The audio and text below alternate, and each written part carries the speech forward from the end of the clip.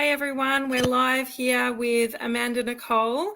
Amanda is a business and a business mentor, and she's going to be talking to us about social media. How are you, Amanda?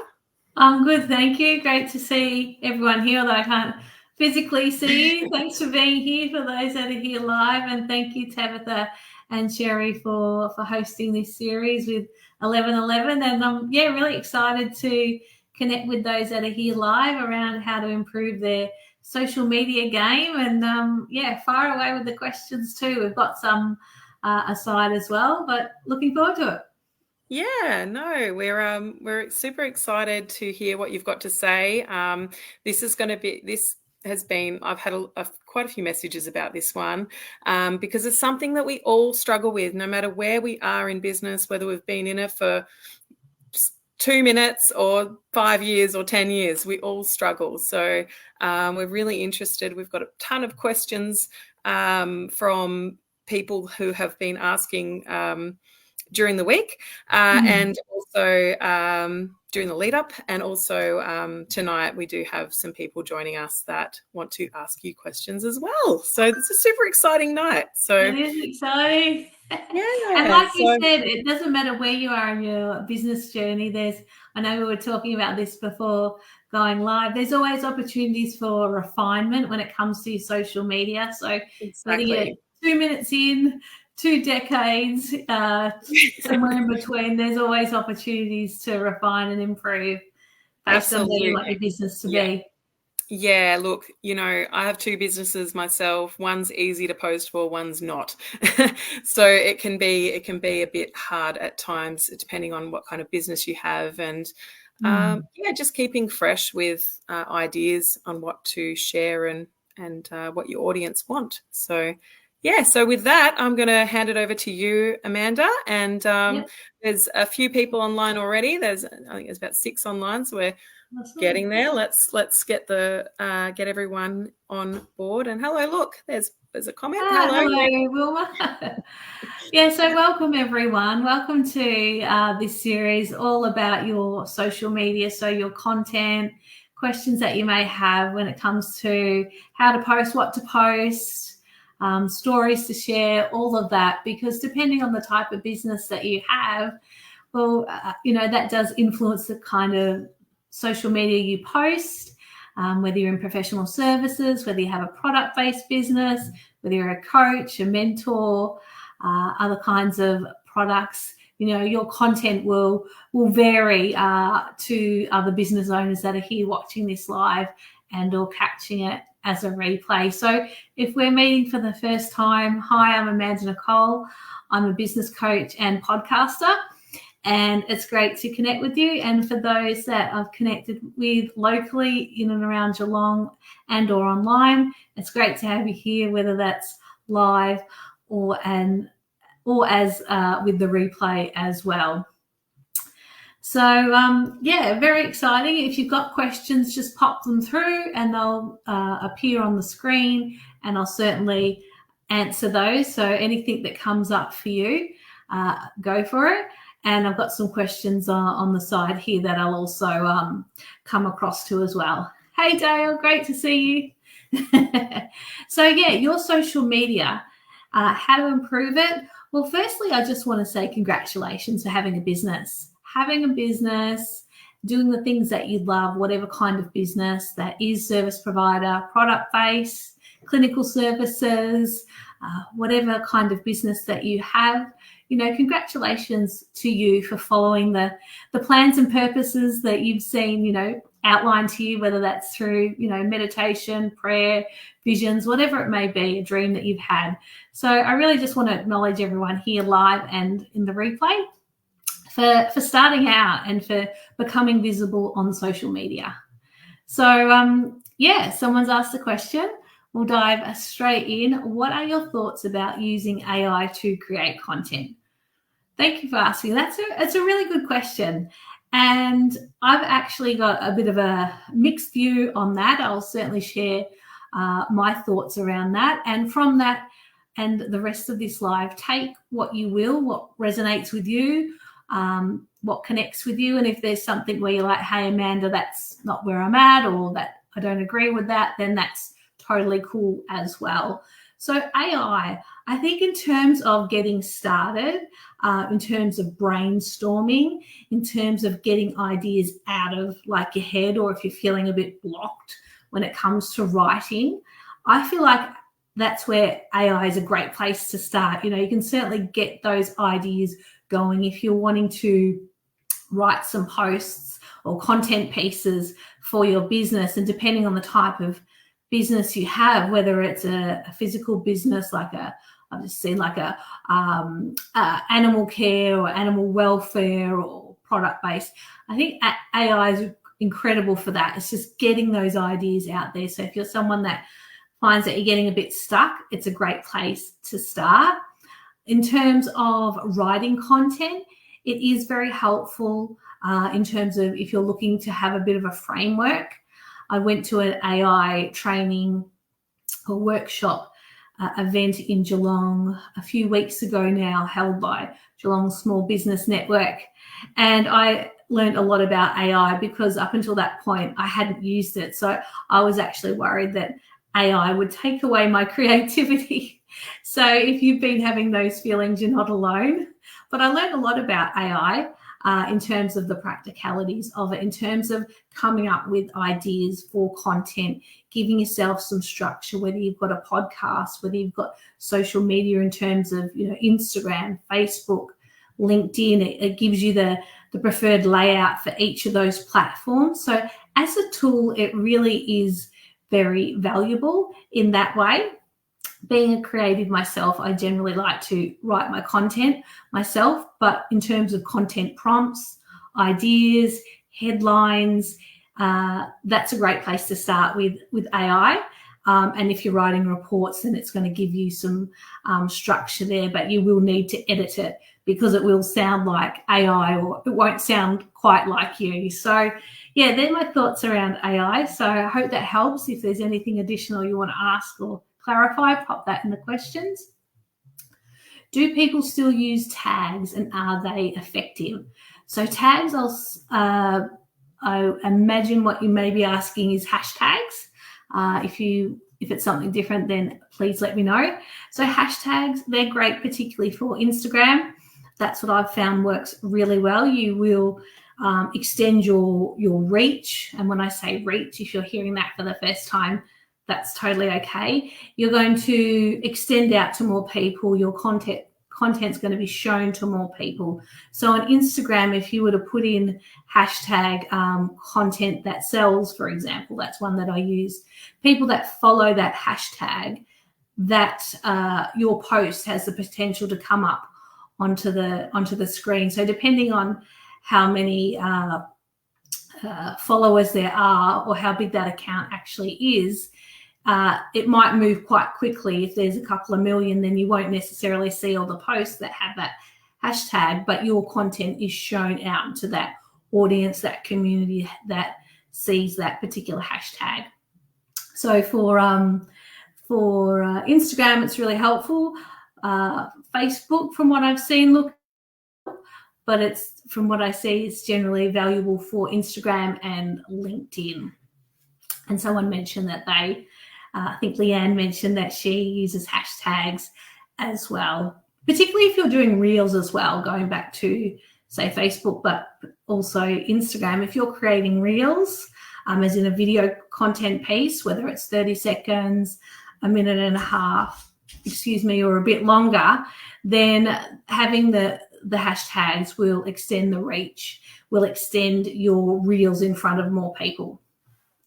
On the back of the last question, Dale asks, how do you know where to post it, as in your page, reel, etc.? Yeah, that's a great question. I'll probably come back with a question to that is like, what are your favorite platforms? Like, where do you like hanging out? That's certainly something that I ask my clients and community members, and certainly questions that you would have seen on some of my posts if you happen to have read them around content. But what are your favorite places? If you love hanging out on Facebook and find that the connection and the community is there and it's easy for you to show up, then go there. If it's the same for Instagram or something similar and that works well, go there. If LinkedIn is where your people are, then definitely go there as well. So when it comes to how do you know where to post, also to your personal profile, like let's not underestimate our personal profiles. Even if you have a product-based business, you can be creating content that leads people to your business page or just sharing with people some of the behind the scenes work that you're doing. So when it comes to how do you know where to post, what are your favorite places? Where do you want to be known and seen, but where do you like hanging out? And then you'll know, where to post when it comes to your content. So depending on the kind of business that you have will determine often where you like to post, but also taking into consideration where you like to post. Like you may have, had your feel with Facebook and then go across to Instagram. You're going to find that the community and vibe's quite different. But yeah, where do you like to hang out? And that just makes it easier for you to create content. So I know I spent a bit of time on that question, but where you love to hang out, your favorite places are going to be so much easier for you to write the content, post the content, share the content, than going to the places that you feel you have to go. And how do you cross post? I make a post on my business page, but want to post it into groups I'm in personally. Groups don't allow pages to post. So how do I post from my personal account to my business post? Yeah. So cross-posting, that's a great question. Correct, when it comes to your business page, there's probably not a lot that you can share depending on the kind of group that you're in.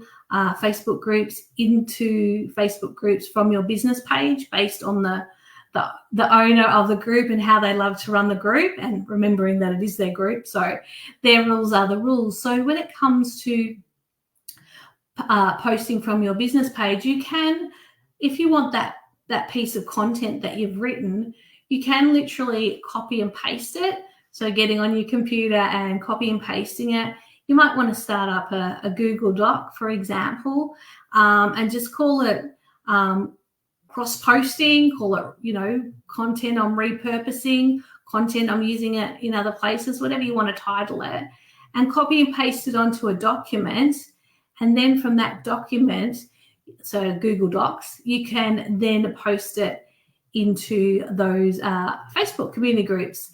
And you can change the call to action based on the kind of community group you're in. So whether the calls to action is asking a question, whether it's joining your community or listening to a podcast episode, whether it's buying, asking people to schedule in a consultation with you or your course, whatever it may be. But yeah, you can definitely copy and paste across, and that will get it across. So I'm just double checking that I've answered all parts of the question. Cross-posting when it comes from Instagram, if you've got a business account set up with Instagram, you can set it up so that it naturally or automatically cross-posts to your Facebook business page.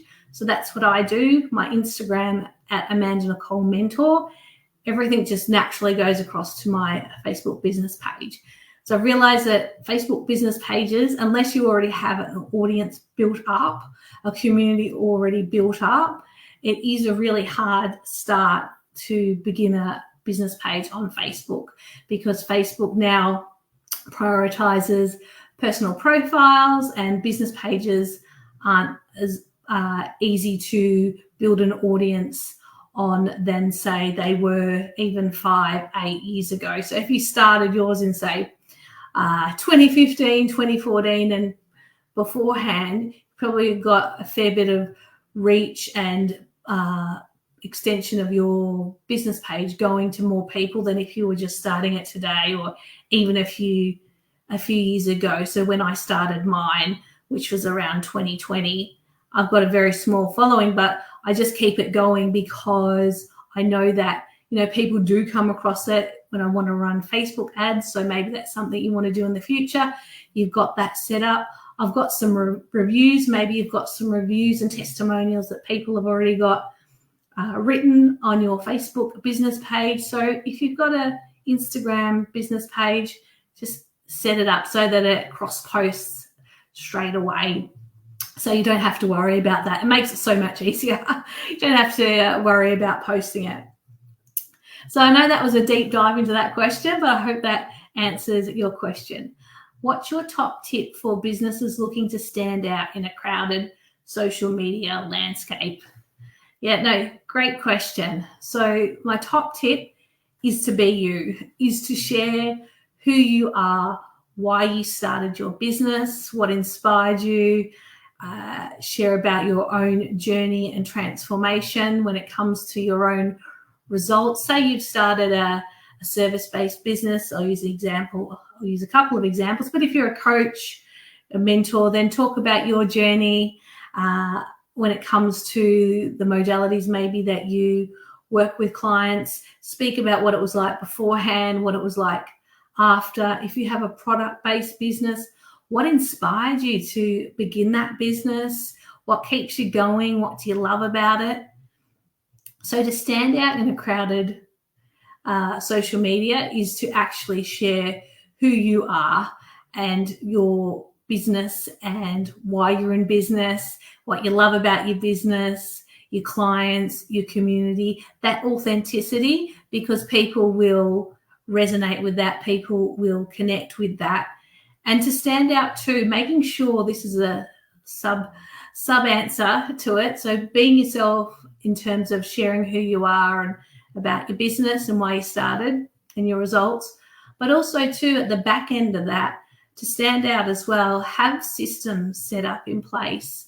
And when I say systems, keep them simple, and systems such as considering email marketing, for example. And if you're new to my space, you'll be hearing me speak of this for the first time. If you've been around for a while, you'll know that I'm a big advocate of email, because when you have your own email community, email list, you own that. You don't have to worry about things happening to Facebook, things happening to Instagram. So if Messenger goes down on Facebook or Instagram shut for a period of time, you don't have to worry about that. You own your list. So have some systems set up in place, a way that you can collect someone's email in exchange for a free gift. And that will also help you stand out in social media, because you won't have to rely on social media as much as well. People can take that next step with you off social media. Hey, Nathan. So Nathan's asking, how do you battle post fatigue? Yeah, i.e. people getting turned off by too many posts. And that's a really good question. So the first part, how do you battle post fatigue? So in terms of feeling tired, feeling fatigued from posting, some ways to battle it, some ways to simplify it. Maybe for you, Nathan, maybe for someone else that's listening to this, maybe planning your posts in advance is something that will help you battle it. It certainly saves time. It's something that's helped me, whether that's something really low key, like in the notes of your phone, you've got a number of different posts ready to go or ideas, and then you just start bringing that idea from that section in your notes and creating it into a post. You can keep it simple like that. Maybe at the start of each week, whether it's a Sunday or a Monday, you look at your week ahead and you go, okay, I normally post 3 times a week or 5 times a week. What are the ideas that what are the topics I want to post for it? And literally pop it into like a spreadsheet, Monday through to Sunday, the type of post. Maybe it's a testimonial one day. Maybe it's about your product. Maybe it's about your service. Maybe it's some other results that you share. Or maybe you've done a presentation somewhere, or just sharing more about who you are. But just map it out. Maybe it's a straight sales post where you're literally just selling your product, but map it out over those 3 to 5 days. And you can take it as in-depth as you want. You could literally just pop the title, as in I'm going to do a testimonial on that day. And on that day you can write it, or maybe you're like, hey, I actually want to battle this fatigue right out and knock it out of the park. So I'm actually going to prepare my posts beforehand, and maybe over the course of the week you start to write a few posts. So you can really map it out And there's no set way. You can chop and change. I've certainly chopped and changed. I went through a period of time where I had everything scheduled out for like 6 to 8 weeks, which was great. And I loved it. But there is a bit of preparation involved. And that's where I started feeling fatigued from it. And I wasn't creating fresh pieces of content. And I do like to write. So depending on how you like to work, Nathan, and for those listening to this who are battling post fatigue, work with the ways that work for you, your own levels of creativity, what works well in your time in terms of your family life, other priorities, business, what works well for you when it comes to mapping out your social media. And hopefully I didn't miss anything from that question, but if there's anything else from that one, do let me know. What's the biggest mistake businesses make when using social media for marketing? The biggest mistakes that social media make? That's a good question. Some of the biggest mistakes I see is when people aren't actually sharing what they want to share, when they're not actually talking about the things that they want to talk about when it comes to their product, when it comes to their service, when it comes to the work they do. There's always going to be people that we like, that we possibly aspire to be like, that we follow and we think, wow, I want to be like that, or what they're doing is, exactly what I want to be. But their version of that is their version of that, and your version of that will be your own version of that. So when we're, always looking to what other people are doing and, maybe copying and pasting that, and I've certainly done that in the past, so I'm not, sitting up here saying don't do that and, I've never done it. I certainly have done it earlier on in my journey and a little bit further along as well. But being original in terms of your own content pieces, getting ideas from AI rather than copying what other people are doing. Yes, use it for inspiration, but the best marketing is your marketing. And if you need additional support with that, then, reach out to someone when it comes to, if you want to really nail reels, for example, then, reaching out to someone that does that kind of work as in video content, for example. Or if you really want to nail email marketing, then by all means, you can reach out to me, for example, or maybe there's someone else. But, definitely seek expert advice.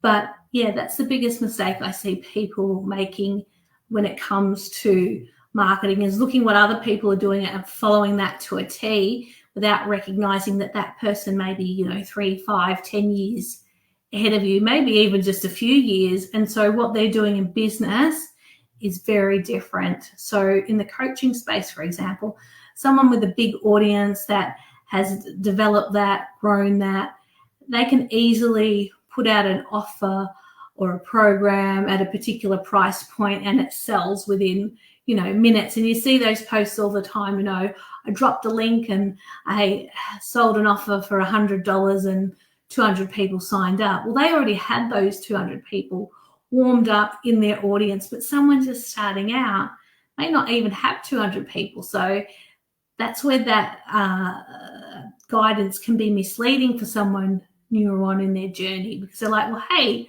this big coach Renee, she's doing all these awesome things. I want to do what she's doing. But Renee's been in her journey in her business for much longer. She's already got that community audience engaged, warmed up. So when she puts an offer out there, it gets plenty of traction straight away. Yes, hey Leanne, great idea. Email is so valuable. It is. You own your email, as in you own the list. People have opted in. They've said yes to be on your newsletter. They've said yes to your checklist, to your free training. Maybe it's a meditation, some other form of, checklist, depending on the kind of work that you do. Maybe professional services and you offer a template, whether it's budgeting, whether it's whatever it may be, depending on the kind of work that you do. In exchange for that free gift, you're receiving their email. They've said yes, and then you can start to write to them as often as you like. And you can, sell to them as well, as in sell your offers or your products. You can have exclusive offers purely for your email list as well, which is a great incentive for people to join your email community. So what's in it for them? They know that they receive exclusive offers, whether it be your products at a different price point, whether it's certain things that you just sell purely to your email community. There's something in it for them. Maybe your newsletters are really juicy in terms of like tips and advice, and you break down technical information really well, for example. Then that's where email is so valuable. And as you grow your email list, it is actually worth a dollar value as well. So it has that return on investment.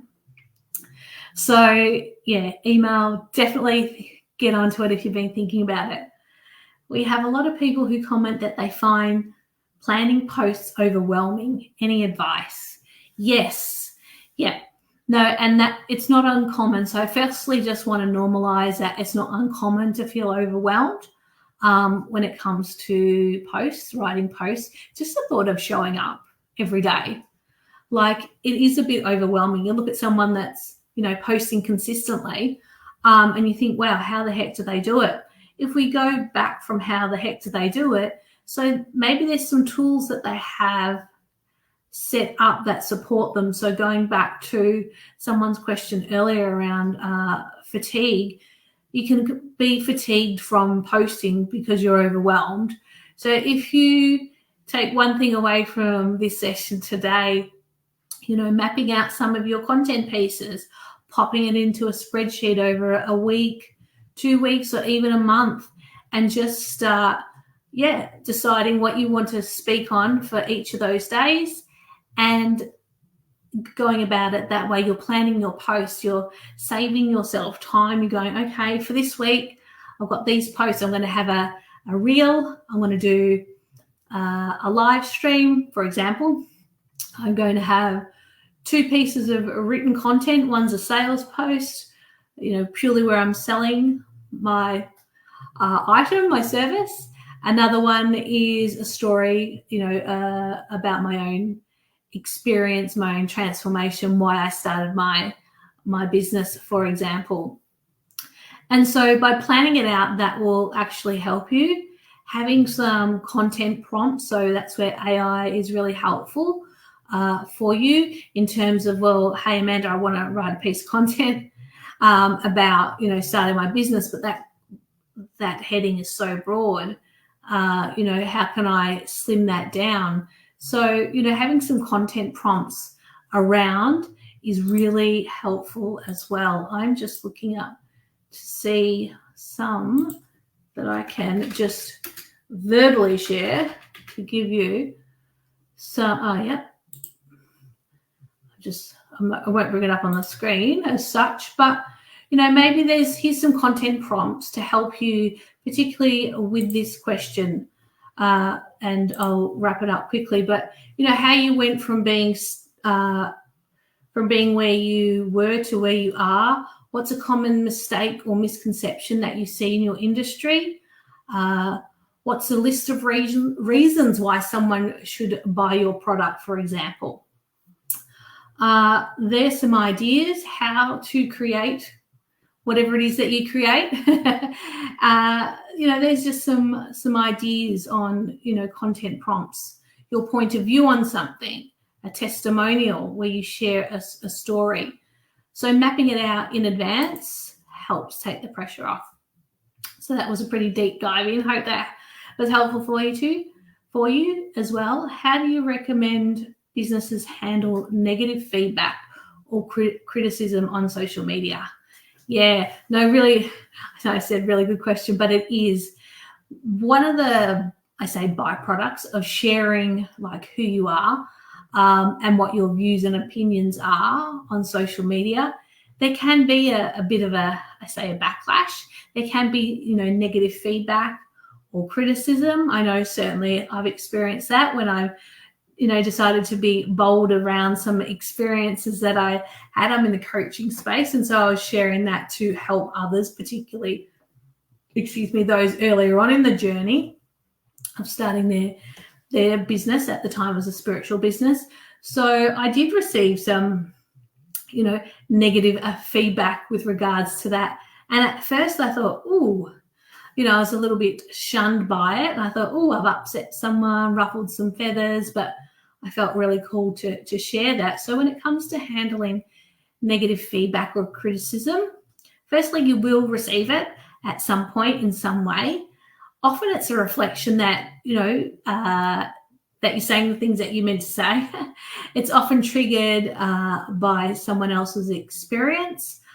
So that's then prompted them to criticize you. But on the flip side, to look at the criticism and the feedback and go, well, what can I learn from this? What can I do differently? So yes, you will still receive it, and you can certainly brush it off, address it, or depending on what it is, you can block and delete the person, but also take a moment just to reflect and ask yourself, well, is there something I can learn from this feedback? This piece of information that was said about me, is there something I can do differently? And see what comes back from your reflection, whether you give it yourself, a few days, or, journal on it, reflect on it. Maybe there's nothing, but maybe there is some refinements that you can make when it comes to the feedback that you receive. So, there's been times when I've, received messages in Facebook groups that I was being spammy. And I think it was purely because I was posting that community group quite often. But all my posts were very transparent around what I was selling, the links, all of that. So I just took it that, someone's seeing me post, and this might be you too, that they're seeing you post a lot. And it's a bit like, oh, it's reminding them that maybe they're not, or that there's things that they could do. And so, I thought, well, maybe there's a refinement, and I did with the way that I wrote the piece of content. I made a change, but otherwise I'm like, I'm going to keep going. And if I didn't keep going, then I wouldn't be here live doing this live stream with you. I wouldn't have been invited to events if I had stopped and stop because of that one piece of feedback. So yeah, see where that fits into your overall vision. Dale asks, if using hashtags are something you'd recommend, can you recommend anywhere to suggest hashtags for content?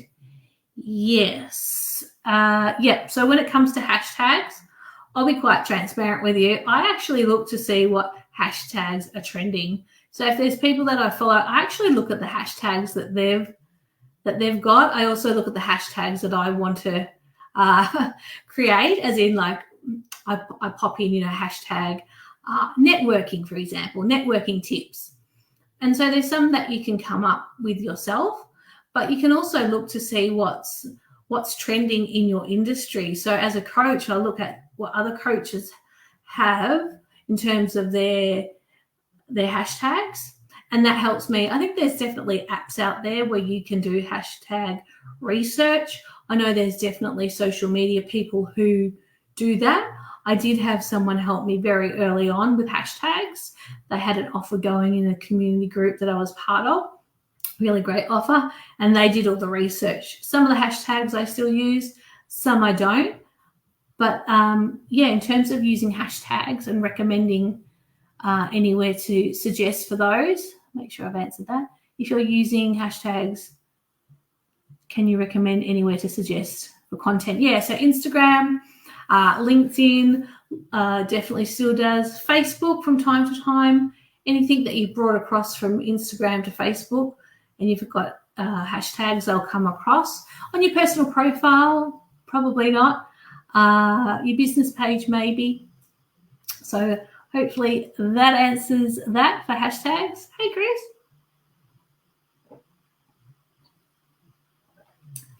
Yep, I sometimes do a post but don't want it posted at that exact time, so I schedule it at another time. Perfect, yeah.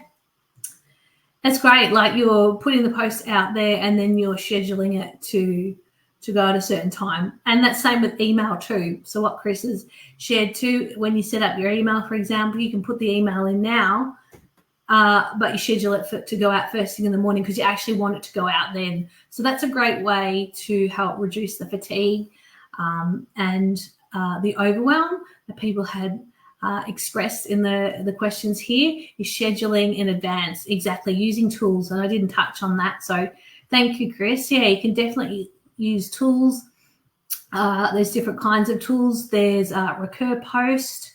There's Planoly. There's some through Meta as well, through actually Facebook itself. So yeah, great way to save yourself time, reduce overwhelm and fatigue. Oh, thanks, Tabitha. Do you have any tips on launching a product on social media, particularly to an existing audience? Yeah, so launching a product on social media, particularly to an existing audience, yeah, with your existing audience, you can start to let them know that something is coming. That's sort of warming them up a bit rather than just, dropping it on them. If you've already got an existing audience, you can start to, I say, tease it out, but you can start to share little snippets like, hey, there's this project that I'm working on. Maybe you do a reel or a story where, you're at your desk or you're near the product. If it's a product, it might be near where the product's being made or developed, but you can start to share behind the scenes of that product being developed, of how the idea, came to you, depending on the kind of product that it is. Maybe you do want to gather in exchange for your new product some emails. So maybe you might want to do a post that says, hey, I'm developing this new, I'm not sure what kind of product it is and you don't have to share, but there's this new exciting project that I'm developing. I'll be sharing some of the behind the scenes as we go along. But if you want to be the first person to know about it or the first group of people that know about it, join the wait list and you'll be the first to know. So it gives them the incentive to join. That's the incentive for your people, for your existing audience. And in exchange, you're receiving an email, and it can be a simple opt-in page of like, join my wait list. So anyone new to opt-in pages, it's where you pop in your name and email, and you possibly already have filled one of those in yourself for someone where you join a wait list. And in exchange, you're receiving their email, and then you let them know via email. So if that works well for your business, Tabitha, then you could consider that as a way to launch it. And setting out a period of time, like how long do you want to launch it? Over the next 4 weeks, 6 weeks, and then, going from there. So that's definitely a way. Dale, I think it's also important to remember that someone's criticism is often a reflection of their experience rather than you. Perhaps to not personalize it could be helpful for both you and them. Yes, thank you, Dale. I love your articulation of that. How you've said it, it just articulates it beautifully. It's often someone's criticism. And if we think of like when we've been critical of someone as well or provided criticism as such, it's often a reflection of our own experience. Maybe it's an inadequacy that we have, or an area of self-consciousness, or an area that we know we could improve on. So it's actually more of a reflection of the person rather than you as the business owner sharing that particular content piece, that particular viewpoint. So as Dale says, perhaps not to personalize it, but just recognizing that it could be helpful for both you and them. So taking that moment to reflect to see what you could learn from it, but not to take it personally, because it's often coming off the shards, as in like glass shards. That's all that word. I tend to see words prophetically, but it's off the shards of someone else. So that's a reminder for each of us. Leanne, hey Leanne, absolutely. Good on you for doing what you do. Can't please everyone. This is so good. Leanne makes a great point. Can't please everyone. You cannot please everyone. And let me remind you, and it was a reminder I needed to and still need at times. You can't please everyone, but you're not here for everyone. You're not here to serve everyone. Your product, your coaching is not for everyone. You know exactly who you want to work with, the kinds of clients, the kind of customers that you want to work with. And that's not everyone. And that's okay. Like, you're not here to serve everyone. There's going to be some other product provider, service provider that happily is for that person at that particular stage of the product, of the kind of modality or, healing journey that they're on, or the branding that they do. There's someone that loves helping someone at that point. Leave it with them. Like, you're not here for everyone, because, as like Leanne said, like, you're not here for everyone. And when you start catering for everyone, you're starting to dilute who you really are. You're trying to pander to everyone, when it's like, hey, these are the kinds of people, the kind of customers, the clients that I'm here to work with, that I want to work with. I'm going to focus on them. It's not to say that maybe there's not some smaller products that maybe you have, particularly for digital online. There might be some low ticket offers that you have, or a smaller product that services a person at a particular stage, but you're not here for everyone. So don't feel that you have to be, because there'll be someone else that's here to serve them. And that can be, that's like an onion. That particularly, you're not here for everyone. You're peeling back the layers. It's an ongoing reminder to yourself. Sherry, how far is too far when it comes to breaking down content? Oh, I love this question. I love it. I am all here for breaking down content. I'm all here for, I call it, repurposing content. Oh, this is like music to my ears. I actually don't think there's too far that you can go. So if you're new to this and wondering, well, hey, how do I break it down? Or what's Amanda talking about with repurposing content? Say you've we'll use a written piece of document first. Maybe you've written out your the way that you started your business, what inspired you, and you've typed it up, and you're like, that was awesome. And you do a word count, and you're like, 3,000 words. That's too big for Instagram. Look, it could be lengthy for Facebook. Well, that's where you still keep that original piece, and then you just start breaking it down for the platforms that you're on. So if you're on Instagram, this is where I learned to shorten my content. I'm like, I want my content to go onto Instagram, so I started taking chunks out of that, and you edit as you go. So with your content, you can break it down into smaller pieces. Maybe when you read through it, you realize, that's a lot of info. Maybe this could be broken down into 3 pieces. That's 3 pieces of content. Maybe you've done a live stream. This is another example. And if you do live streams or recorded content, if you have the chance to, but you may not, but maybe there's times where you can go back and listen, or maybe you run a transcript of your live stream or recording, and a transcript's really helpful. But if you go back and listen, I certainly do that a lot. You're like, what I said in the moment, that's really good, that particular quote. You can use that as your own quote card. So rather than having someone else's quote card, and I'm all for famous quotes, there's going to be expressions that you have, nuances, things that you say in the moment that you can then use as your own quote. So if you print off the transcript from the live stream, or maybe you've got a podcast, you're listening to this, content can be repurposed from this. Each of these questions that I've answered potentially can be their own content piece. With 11111 4 ones 1111, like it literally can for each of the answers. So it can be the same for you with your podcast transcript. Go through it and go, oh yeah, that was great, I'm going to put that on Instagram. Or that quote that I said, awesome, I'm going to create a tile or a Canva graphic, and that's going to be my quote. Or I'm just going to put it straight onto Facebook as a postcard, as in you just type it straight in without putting a Canva graphic in. So I'm all for content breaking down, repurposing content on your different platforms in different ways, such as your own quotes, your own mantras. Maybe you're into journaling. And what do you find in your journaling? Maybe there's content ideas there, things that you've journaled on that you're open to sharing aspects. That's content.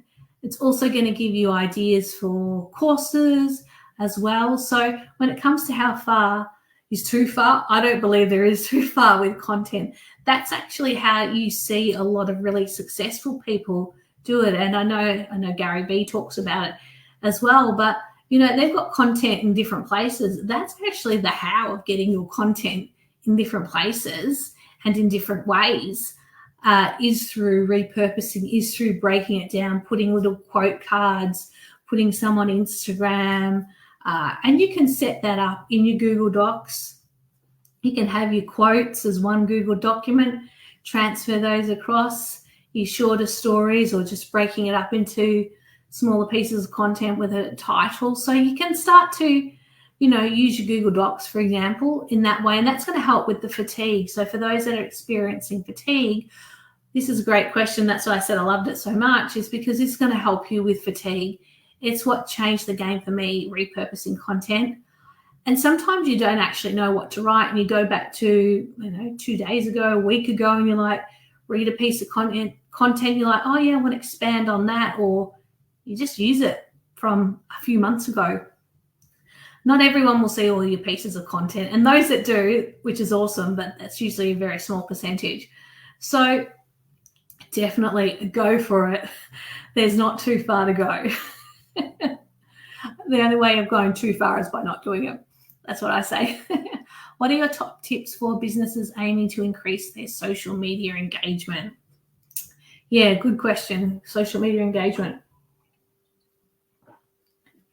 It often is, social media engagement is often like twofold.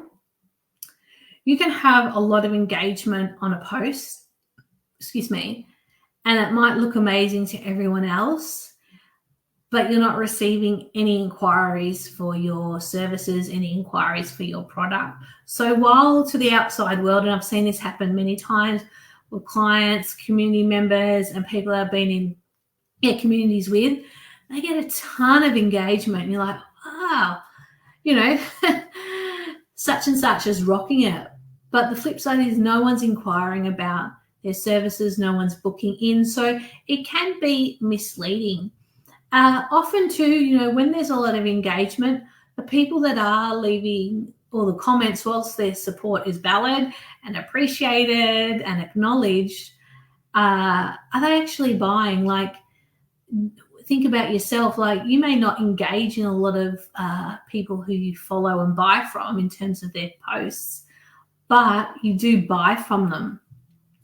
So social media engagement it's that dual effect of, some of my best performing posts, I haven't had much engagement, but I've had people sign up or reach out, or I've had a ton of engagement. It's been really polarizing content, expressing a view and opinion, but, people stop, buying, for example. This is a while ago. So social media engagement, when it comes to likes, yes, it's really helpful and it's great to support a fellow business person, but I'd be looking at, is it social media engagement? Is it leading to people booking in for a consultation?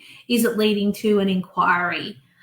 Is it leading to someone buying the product or the course or the program that you have? Start looking at those metrics. Look at the posts that you have that have got a ton of engagement and go, awesome, like, love it. What happened from there? Had people signed up for my newsletter? Did I get any inquiries? What was the kinds of comments that I received and feedback? Maybe there's pieces of content you can create from that, but look at, what comes from that as well. But in terms of social media engagement, going back to the question around hashtags, if you're on Instagram, it's going to get your posts, your reels in front of more people as well. More new eyes, fresh eyes into your world. So reels are great for reaching a lot of people, but you might not get a lot of engagement. Is it important to have an image with every business post? Image, it depends. With image, like Canva graphic, I would say no. Maybe you want to have a photo. I understand there's changes coming to Facebook, particularly in Facebook groups, so not so much relevant to this particular post, but know that, there are changes coming to Facebook when it comes to posting in Facebook groups with regards to, graphics as well. But an image, having a photo of yourself, a photo of your product, or a Canva piece, maybe it's an audio piece, it is helpful, but also to, boost the algorithm as well as such, without that being your main focus, and I'll get to that in a moment, is, those postcard posts, when you get on your business page, you can just type it in and then it has the color of the, on the post. That's a way that you could do it as well. So, yeah, well, we've really been cracking along here. Hi, Amanda. This has been great. It's been awesome. I actually commented just before, and I'd love you to tell everybody what your podcast is, because I think it's fantastic. And if people want to keep listening to your advice and your tips, I think that would be a great place to start. Oh, thank you so much. Yeah, so if you want to continue the conversation, then you can certainly download my podcast. It's called Voice of Soul with Amanda Nicole, and it's available on Apple and it's available on Spotify as well. So there's plenty of business episodes there, and or if you're brand new to starting your business, there's a great episode there around the steps to starting your business. So head on over to there. There's plenty of gold in those podcast episodes, lots of detail if you like the how. Great. Well, I'm going to say it. The one thing that I learned tonight, the biggest thing, I learned a lot, but the biggest thing I learned is that we probably shouldn't be focusing our whole business on social media. Email marketing is really important. What do you say about that? Yes, I think, you raise a great reflection point. Correct. Like, we shouldn't be focusing. It's easy to focus our business all on social media because that's how we live our life. We're very much connected to social media. I know there's many that aren't, but it's easy to get caught up on that. But that next step from your social media of where are you leading your people from, leading them into your email community with your free gift, which you then own, or maybe it's a consultation, and networking and doing live streams, that all feeds into your business ecosystem as well. But email marketing, if there's one thing people take away, email marketing and planning your content, if that helps save time, email marketing.